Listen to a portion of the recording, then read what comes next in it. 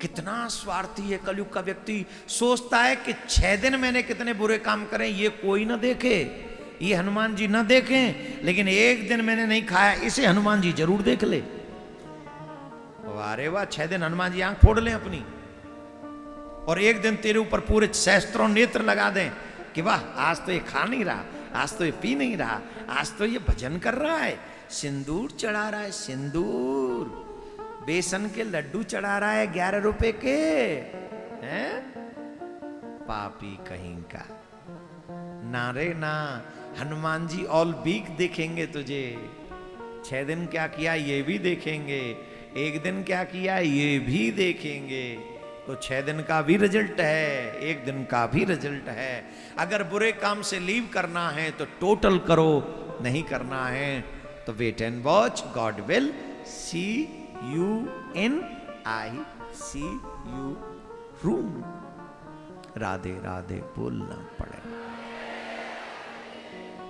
तो बोले भगवान ने क्यों नहीं छोड़ा? बोले जानते थे कि लेजी है, ये भजन नहीं कर पाएंगे, तो शॉर्ट कम समय में इनका उद्धार करना है।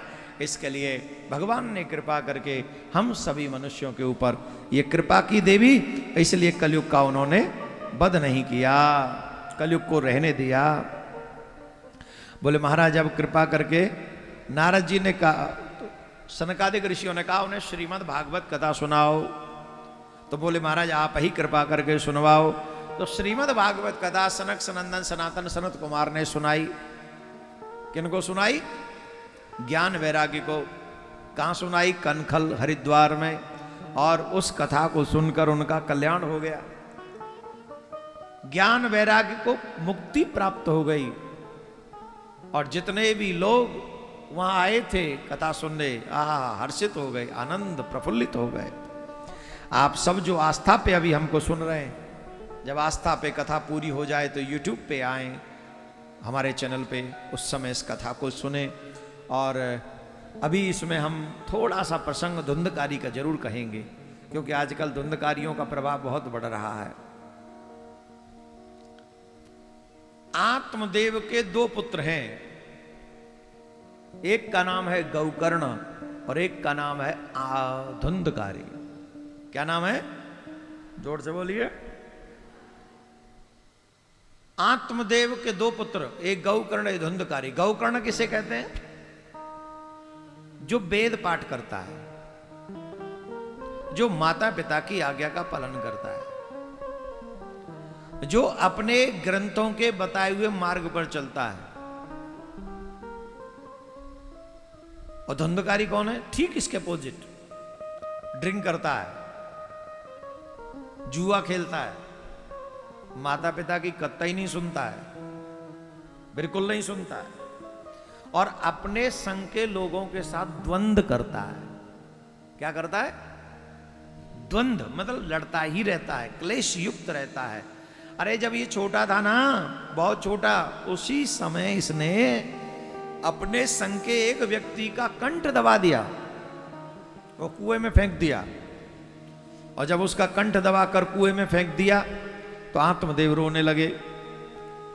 आत्मदेव सोचने लगे इससे तो अच्छा था कि मेरे घर में कोई पुत्र ही नहीं होता, ये मेरे घर में क्यों हो गया। हर माँ बाप सोचते हैं कि हमारे घर में संतान अच्छी हो, संतान अच्छी हो, उसके लिए भगवान कहते हैं कि पहले तुम अच्छे हो। जैसा बीज होगा वैसी ही फसल होगी। बाजरे का बीज बाजरा ही लाएगा, गेहूं का बीज गेहूं ही लाएगा, कांटे का बीज कांटा ही लाएगा, फूल का बीज फूल ही लाएगा। तो बोए बीज बमूर के आम कहां ते आए। जब कांटे बोओगे तो आम तो नहीं मिलने वाले। जैसे तुम हो, तुम्हारी संतान तुमसे 21 ही होगी। अगर बहुत अच्छे हो तो 21 होने का डाउट है, और बुरे हो तो फिर तो 25 ही समझो, क्योंकि अच्छाई हमेशा कम होती है, बुराई हमेशा। अब बुरा एक काम करके देख लो, पूरी दुनिया में 1 सेकंड में वायरल हो जाओगे, और अच्छा काम कर करके मर जाओ, कोई तुम्हें देखेगा ही नहीं। बहुत मुश्किल से एक आध कोई व्यक्ति देखेगा कि चलो हाँ ठीक है अब देख लेते हैं। और बुरे काम करो 1 सेकंड में वायरल हो जाओगे, 1 सेकंड में। उसके लिए ज्यादा प्रयास नहीं करना पड़ता, यही व्यवहार है। आप अच्छे बनो, अच्छे करो, संतान अच्छी होगी। तो आत्मदेव दुखी हो गए अपने बेटे से, और जब आत्मदेव दुखी हो गए तो एक दिन रो रहे थे, और आत्मदेव कह रहे थे इससे तो मैं पहले ही अच्छा था जब मेरे घर में कोई पुत्र नहीं था, इससे तो मेरे घर में कोई संतान होनी ही नहीं चाहिए थी। उस समय गौकर्ण जी महाराज आए, और गौकर्ण जी महाराज ने अपने पिता को रोते हुए देखा, तो अपने रोते हुए पिता से कहा, देहेस्तमास द्रुधरे अभिमत्वजत्वम जाया सुतादिशिहु सदा ममतां विमुच्य पश्या निशम जगदिदं क्षणभंगुनिष्टं वैराग्य राग रसिको भवभक्तिनिष्ठः धर्म भजसु सततं तजलोक धर्मान् सेवस्व साधु पुरुषान् जहि काम तृष्णाम् अन्यश्च दोष गुण चिंतनमासु मुक्तवा सेवा कथा रसमहो नितरां पिबत्वम्।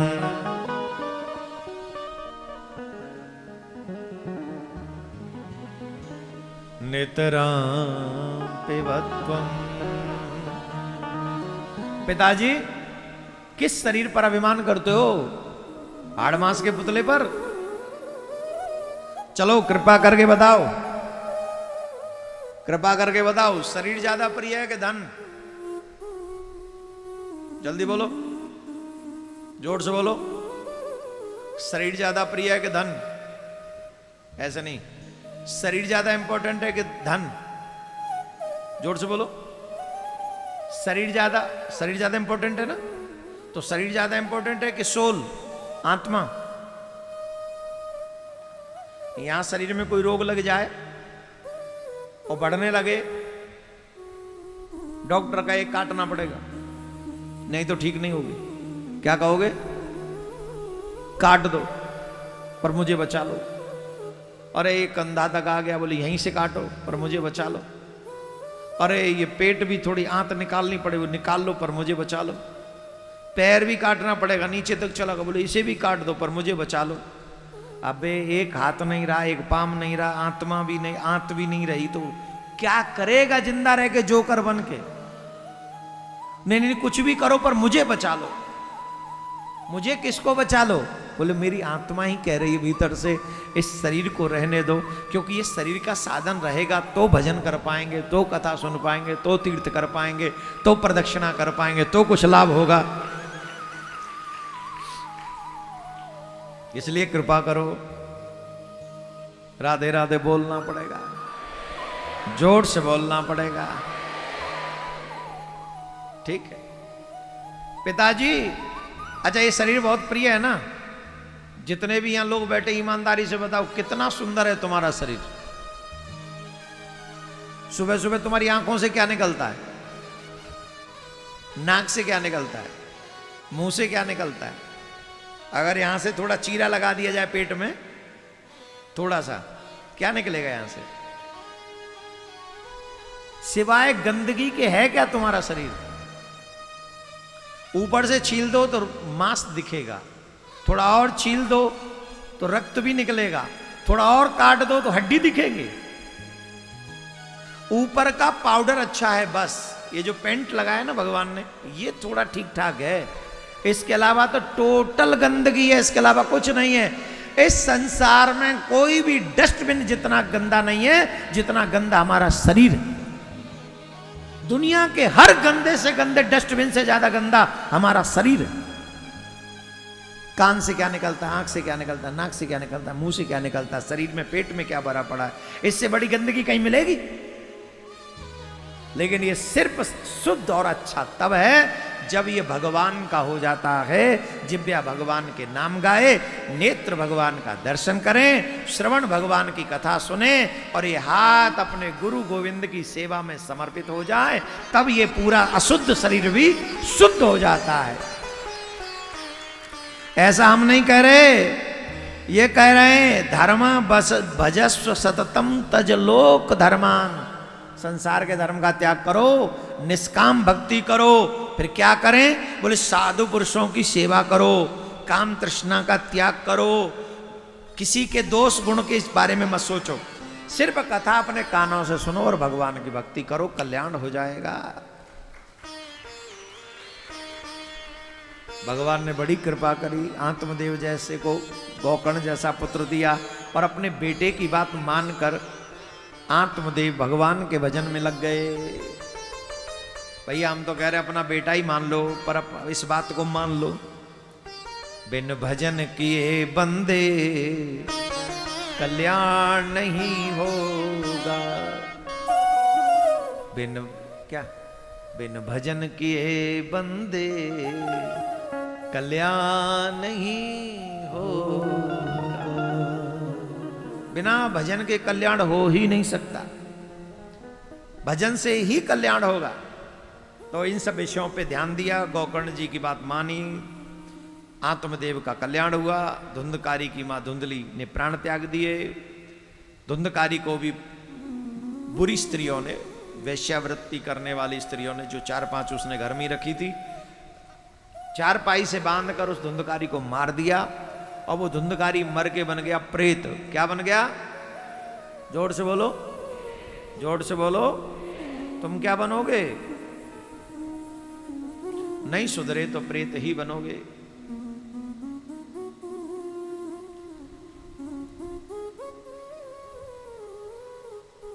एक शब्द आपने सुना होगा, भूत।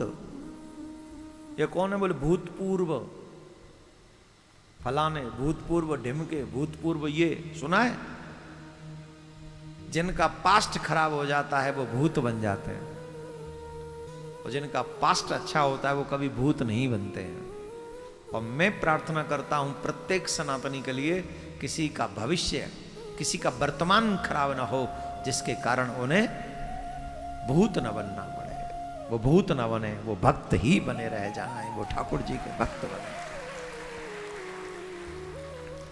तो गोकर्ण जी ने कथा सुनाई प्रेत बने हुए धुंधकारी को। तो भागवत सुनने के बाद में धुंधकारी का कल्याण हुआ। आप सबसे आग्रह, आपको कुछ नियम बता देते हैं, उन नियमों के साथ में आप कथा सुने। नियम क्या है बता दें? पहला नियम, हो सके तो व्रत करके कथा सुने। अगर व्रत न कर सकें तो सुबह का भोजन, अब तो 4 बजे से कथा है तो हल्का ही करें, और एक समय प्रसाद लें, सत्य बोलें, क्रोध न करें, काम के वशीभूत न हों, पृथ्वी पर शयन करें, मनसा वाचा कर्मणा, किसी को दुख न दें। और कथा में व्यास जी से पहले बैठ जाएं, कथा पूरी हो जाए उसके बाद आएं, कथा जब पूरी हो जाए तब जाएं, और पुष्पांजलि जब हो जाए तब जाना चाहिए। ऐसे 7 दिन मन क्रम वचन से मनुष्य को कथा श्रवण करनी चाहिए। जो निष्ठा से मन क्रम वचन से 7 दिन कथा सुनते हैं तो भागवत क्या देती है? दरिद्रस्य क्षयरोगी निर्भाग्य पाप कर्मवान अनपत्यो मोक्ष कामाम शृणो याच्च कथाम्यमाम। जो चाहिए सो मिल जाएगा, और जिसे कुछ नहीं चाहिए उसे मुक्ति मिल जाएगी, उसे गोविंद का धाम मिल जाएगा। तो क्या बोलना पड़ेगा? तो आशा करते हमसे पहले आए और हमारे बाद में, और 7 दिन मन लगाकर कथा सुने। आइए एक संदेश सुन लेते हैं, उसके बाद में आरती या भजन जो भी होगा हम बाद में करते हैं।